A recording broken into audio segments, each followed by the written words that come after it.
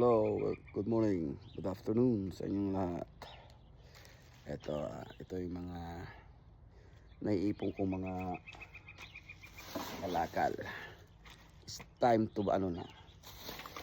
It's time to sell na sila, benta na sila.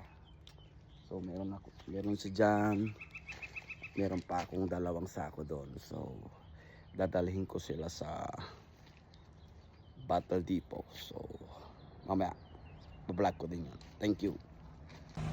Guys, sakot natin.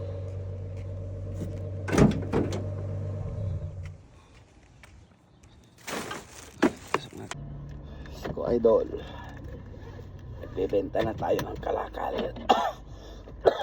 Sinuubo pa. Let's go idol. Oh guys, andito na tayo sa Battle Depot. Yan na guys. Natin na diskarga. See you later.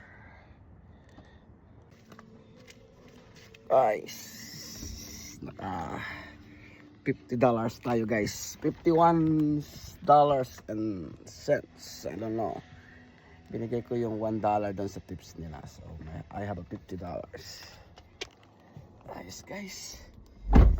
Ngayon ang gagawin ko ngayon, babawasan natin, magpapakarwas ako at maputik ng aking sasakyan.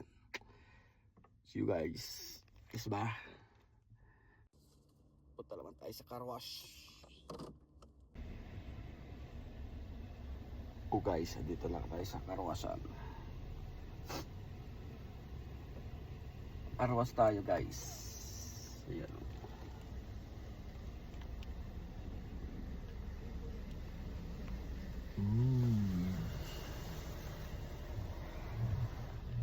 Ito guys, sila nga mga itutulong natin sa pagkakarwas.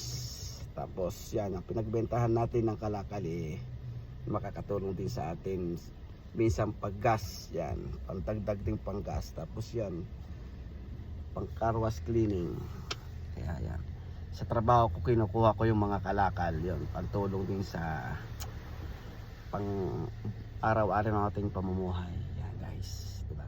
Ayos, sipag lang dito, walang pinipili dito. So kahit ano ka pa man, kung anong tinapos mo, yung guys, kahit anong tinapos mo, kailangan mo rin talaga mag extra job dito or something na magkakaroon ka ng pera, tulad ng pangungulekta ng mga kalakal.